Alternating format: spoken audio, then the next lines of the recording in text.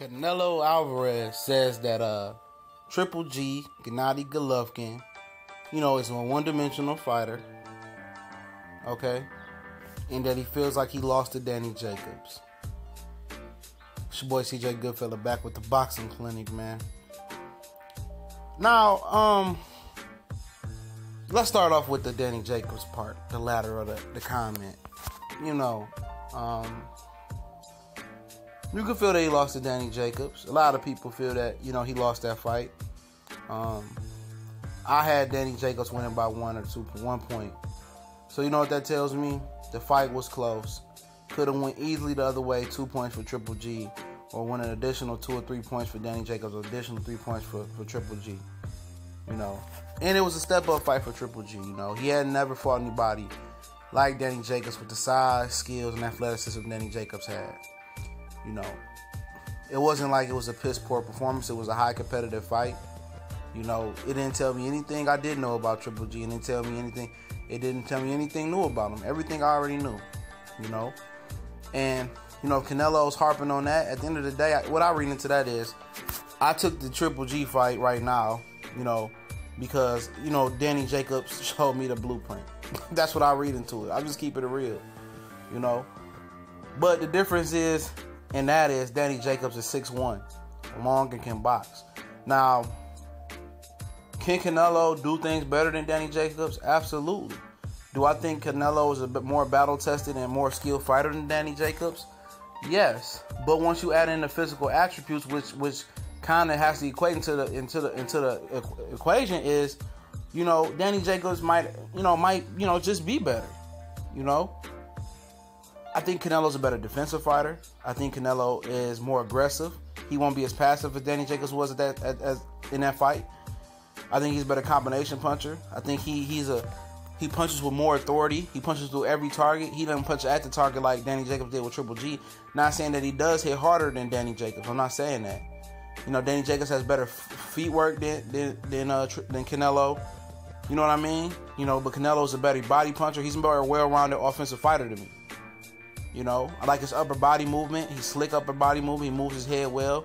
Danny Jacobs don't do that like that. But Danny Jacobs is 6'1", long. more physicality. And by Canelo electing to fight for that IBF, he don't get the advantages that Danny Jacobs had, because he has to come in 10 pounds or lighter the day after the official weigh-in for the morning weigh-in. Now, saying that Triple G is a one-dimensional fighter, makes me think that this kid doesn't turn on the tape. Did he not watch, Triple G box David Lemieux head off? Use the jab, control distance, You watch Triple G systematically break down some of these other fighters, which I've been on record saying they're not that good. But he beat guys in different manners. Some guys he walk them down. Some guys he box them. Some guys he takes his time and he beats the body and then he kills the head. He's fought safety first with Stevenson and Lemieux, using the jab, battering them, and then finishing them when he feels they don't have the power or the stamina to compete or hurt him anymore. Yes. So that's more than one-dimensional right there. He's able to brawl and he's able to box. What else do you need from him? In Danny Jacobs' fight, yes, he seemed one-dimensional, because Danny Jacobs had physical advantages where he couldn't outbox Danny Jacobs like he did a shorter Stevenson or a no-skill having David Lemieux. But, Triple G holds some physical advantages over Canelo. Length, height, So, he could try to box with Canelo. I think Canelo's the better boxer, though, but he can. So that's more than one-dimensional right there, Because I don't think he brings what Danny Jacobs brings to the table with the physical side of it. We'll see. As far as him, saying that he thinks Danny Jacobs beat him, maybe that's something to get under Triple G's skin. Maybe he thinks that. A lot of people think that. So that's not, it's not crazy. It's not too far-fetched. But him calling him a one-dimensional fighter, I don't agree with that. Well, maybe he feels what he brings to the table will make Triple G a one-dimensional fighter.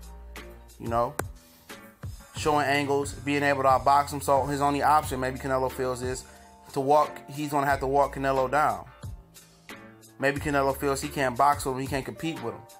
Anything but trying to walk him down. And if If Triple G walks him down, it's basically gonna come to, can he take the power of Canelo, and can Canelo hurt him to the body and to the head?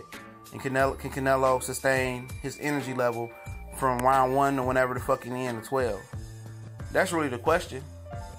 Can Canelo defense be tight enough to withstand the power? You know, can he have enough good feet to move around? So there's a lot of questions to be asked for calling Triple G a one-dimensional fighter. I don't agree.